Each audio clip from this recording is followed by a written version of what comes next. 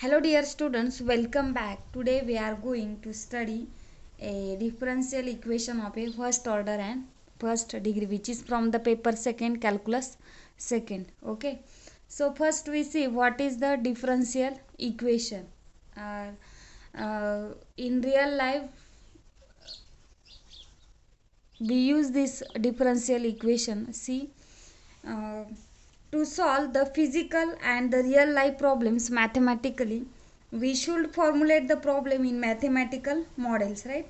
If the physical problems is concerning with the change in physical quantities, then we formulate the mathematical model in terms of equations involve unknown functions and its derivatives. Such equations we call it as a differential equations. Okay, if we take function y is equal to f of x and which is the given function, then its derivative will be dy by dx, right, which can be interpreted as the rate of change of y with respect to x, right.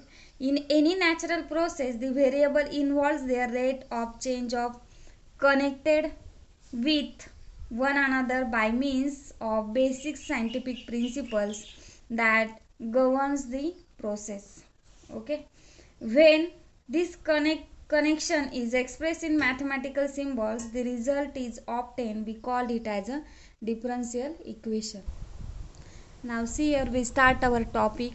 Now first we see introduction to the function of a 2-3 variables and the homogeneous function partial derivatives. First we see what is the function of a 2 variables. See here, we know the function like y is equal to f of x, which is the function of a 2 variables, right? Sorry, which is the function of a 1 variable. Y is equal to f of x is a function of a 1 variable. For example, y is equal to sin x, right? This is a function of a 1 variable x, right? Here x is independent variable and y is dependent variable. Next, see here, function of a 2 variables x and y. The function which is of the type z is equal to f of xy, which is the function of a 2 variables. For example, z is equal to x square plus y square. This is the function of a 2 variables x and y. Here x and y are independent variables and z is dependent. Z is depend on x and y. Okay, now next, domain and range of the function of a 2 variables x and y. Suppose आपल्याकडे जर function असेल z is equal to F of x Y, right. 2 variable फंक्शनसाठी आपल्याला त्याची range आणि domain काय असतो ते बघायचं आहे, राईट. सपोज हे function which is on this set, right. A is a subset of a R cross R. Then the domain will be the those elements. Domain will be the those elements which is such elements xy. Xy belongs to A, which is belongs to the R cross R, right. अशा एलिमेंटचा set x Y एलिमेंटचा set की जे कुठे ए मध्ये आहे, म्हणजेच ए कुठे R cross R मध्ये. Okay, हा त्यांचा काय असणार आहे, डोमेन असणार आहे. रेंज काय असेल मग, range of F will be, see here, we write here, range of f will be the, we write this as a r of f, which is equal to those element f of xy such that xy belongs to the a.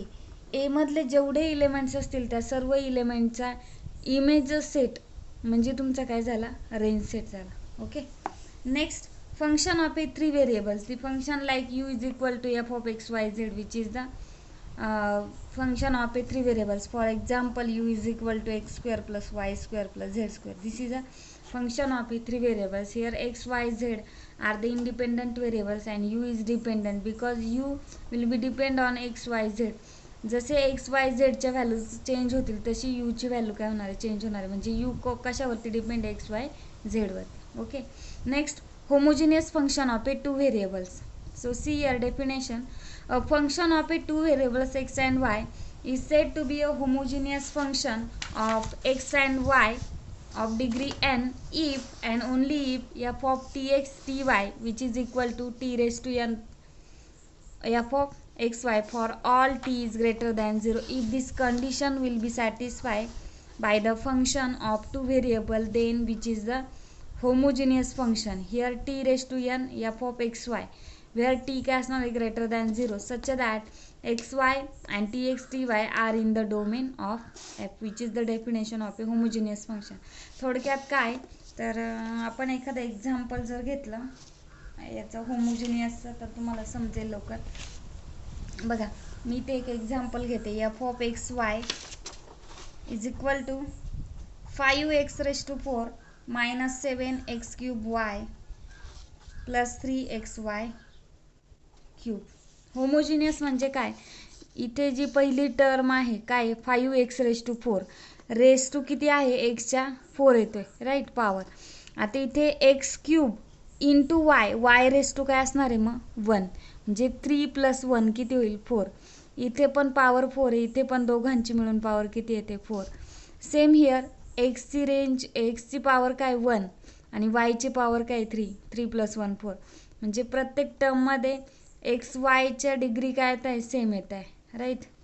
X into वायच्या degrees काय येत आहे same येत आहे म्हणजेच हे function काय झालं homogeneous function झालं. ओके तुम्ही जर असं सॉल्व केलं F of T X T Y याच्यामध्ये पुट करून एक्सची व्हॅल्यू काय टाकणार टी एक्स आणि वायची व्हॅल्यू काय पुट करणार टी वाय तर तुम्हाला T raise to 4 into F of x Y असं फंक्शन मिळेल राईट. म्हणजे त्याची डिग्री किती होणार आहे 4 विच इज होमोजिनियस सगळीकडे सेम येते बघा. ह्या टर्ममध्ये 4 ह्या टर्ममध्ये 4 ह्या टर्ममध्ये 4 म्हणजेच हे काय झालं homogeneous function of a 2 variables.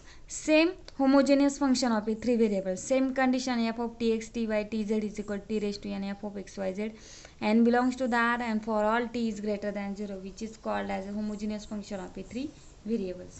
Okay, next definition partial derivative. So what is that partial derivative? The partial derivative of f of xy with respect to x is the ordinary derivative of f of xy when y is regarded as a constant. It is written as dA by f by dA by x or f of x.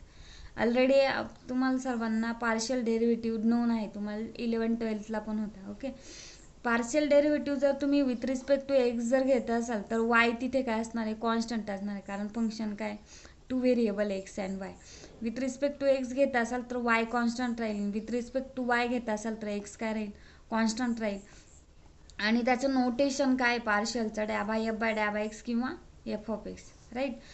That means we write dA by f by dA by x is equal to limit delta x tends to 0 f of x plus delta xy divided by delta x if it is exist which is the partial derivative of f with respect to x. Here y is constant. Same for here dA by f by dA by y, that means we take partial derivatives of f with respect to y which is limit delta y tends to 0 f of x y plus delta minus f of xy divided by delta of y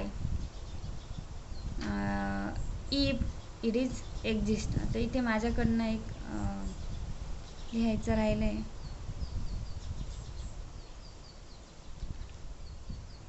okay इथे माझ्याकडनं mistake झालेली आहे. X plus काय राहील delta X आणि second coordinate काय राहील Y only Y.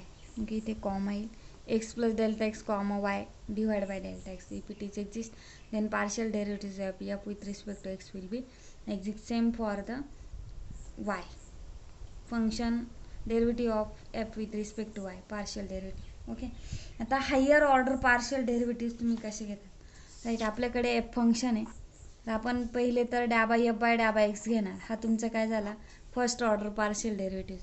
परत तुम्ही फर्स्ट ऑर्डरचा डेरिव्हेटिव्ह घ्या काय येईल डॅ बाय डॅ बाय एक्स ऑफ डॅ बाय एफ बाय डॅ बाय एक्स म्हणजेच तुम्हाला काय मिळाला डॅ बा स्क्वेअर एफ बाय डॅ बा x square right.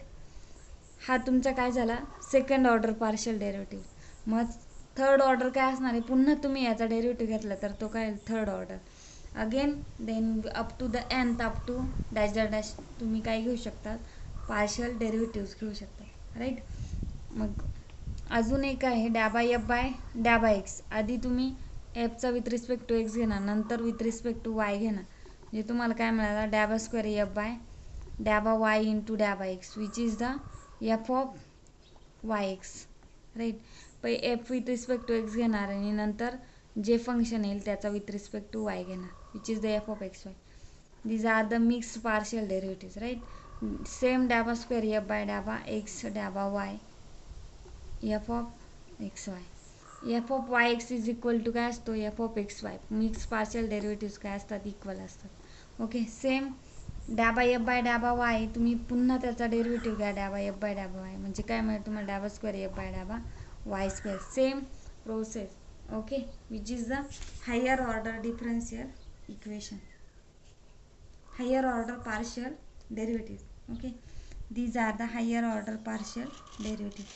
In next video we see some example on it. Okay, now here we stop. Thank you.